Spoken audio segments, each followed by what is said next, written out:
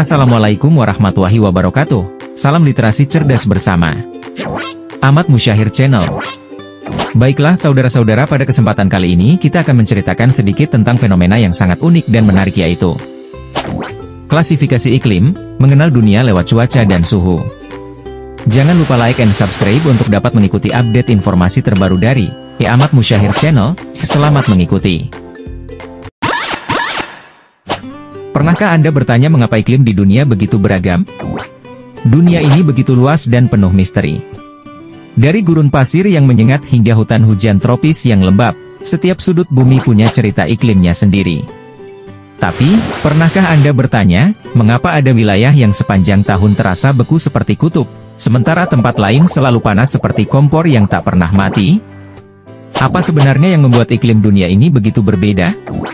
Jawabannya terletak pada klasifikasi iklim, sistem yang memungkinkan kita memahami dan mengelompokkan berbagai jenis iklim di dunia. Menariknya, klasifikasi ini tidak hanya bicara tentang suhu dan hujan, tapi juga memengaruhi kehidupan manusia, mulai dari cara bertani hingga gaya hidup. Mari kita telusuri lebih dalam, karena ternyata, membahas iklim bukan cuma soal angin dan awan, tapi juga soal bagaimana kita memahami dunia tempat kita hidup. Apa itu klasifikasi iklim? Klasifikasi iklim adalah cara ilmuwan membagi wilayah-wilayah di bumi berdasarkan pola cuaca tertentu. Pola-pola ini biasanya melibatkan faktor seperti suhu rata-rata tahunan, curah hujan, musim-musim tertentu. Dengan memahami pola-pola ini, kita bisa mengelompokkan wilayah menjadi zona iklim yang berbeda. Salah satu sistem yang paling terkenal adalah klasifikasi iklim Köppen, yang pertama kali dikembangkan oleh seorang klimatolog Jerman, Wladimir Köppen, pada awal abad ke-20. Sistem ini terus diperbarui hingga menjadi salah satu rujukan utama hingga kini. Mengapa klasifikasi iklim penting? Bayangkan Anda seorang petani. Mengetahui iklim tempat tinggal Anda adalah hal penting untuk menentukan tanaman apa yang bisa tumbuh subur. Atau, jika Anda seorang perencana kota, iklim membantu menentukan jenis bangunan yang cocok untuk tahan terhadap cuaca ekstrim. Lebih jauh lagi, klasifikasi iklim juga membantu ilmuwan dalam mempelajari perubahan iklim global, memahami pola migrasi hewan, menjelaskan fenomena cuaca ekstrim. Jadi, meskipun terdengar seperti hal teknis, klasifikasi iklim punya dampak langsung pada kehidupan sehari-hari. Sistem-sistem klasifikasi iklim. Berikut adalah beberapa sistem klasifikasi iklim yang paling dikenal di dunia. 1. Klasifikasi Köppen. Sistem ini membagi iklim menjadi 5 kelompok utama berdasarkan pola suhu dan curah hujan.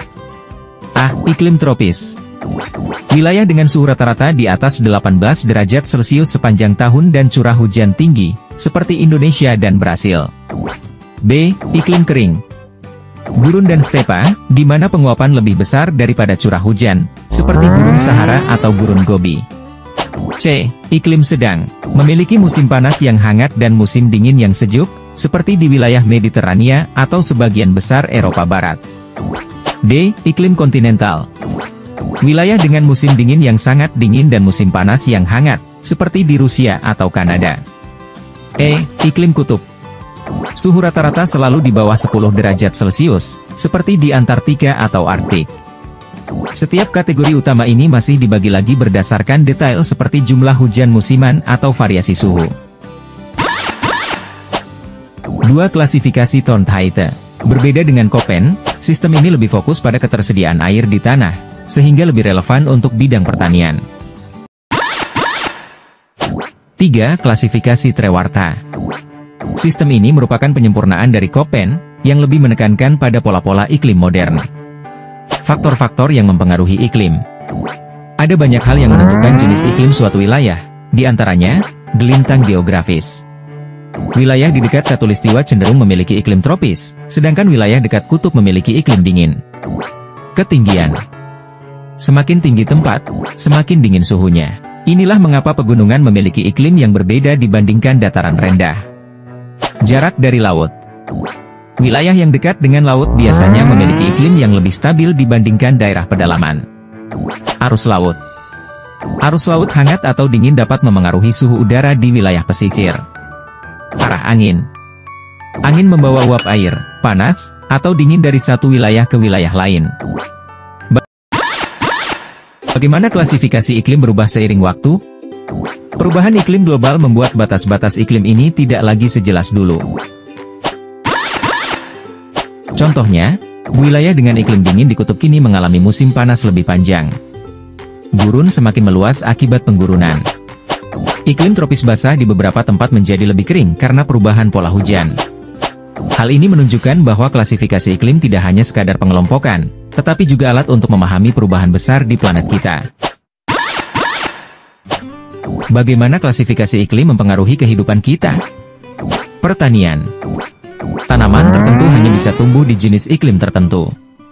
Contohnya, padi cocok di iklim tropis basah, sementara gandum tumbuh di iklim sedang. Pariwisata. Banyak orang bepergian ke tempat-tempat dengan iklim tertentu, seperti pantai tropis atau pegunungan bersalju. Kesehatan. Penyakit seperti malaria lebih umum di wilayah tropis, sementara wilayah dingin cenderung memiliki risiko penyakit akibat hipotermia. Desain bangunan. Rumah di daerah panas biasanya memiliki ventilasi besar, sementara di daerah dingin dibangun untuk menahan panas. Fakta menarik tentang iklim di dunia.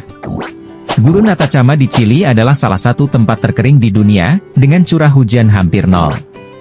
Antartika adalah tempat terdingin, tercatat hingga minus 89,2 derajat Celcius. Hutan hujan Amazon menghasilkan sekitar 20% oksigen dunia, berkat iklim tropisnya yang lembab.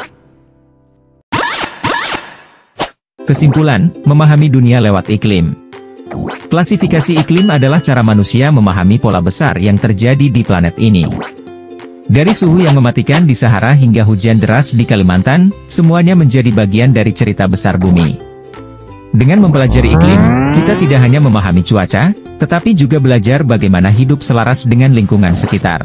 Sekarang, saat Anda melihat ramalan cuaca atau merasakan perubahan suhu di sekitar, Anda tahu bahwa semuanya terkait dengan pola besar yang telah dipelajari manusia selama berabad-abad. Dunia ini memang luar biasa, bukan? Demikianlah cerita singkat dari fenomena yang sangat unik dan menarik, yaitu klasifikasi iklim, mengenal dunia lewat cuaca dan suhu. Jangan lupa like and subscribe untuk bisa mendapatkan update informasi terkini dari Ahmad Musyahir Channel. Wassalamualaikum warahmatullahi wabarakatuh. Terima kasih, semoga bermanfaat.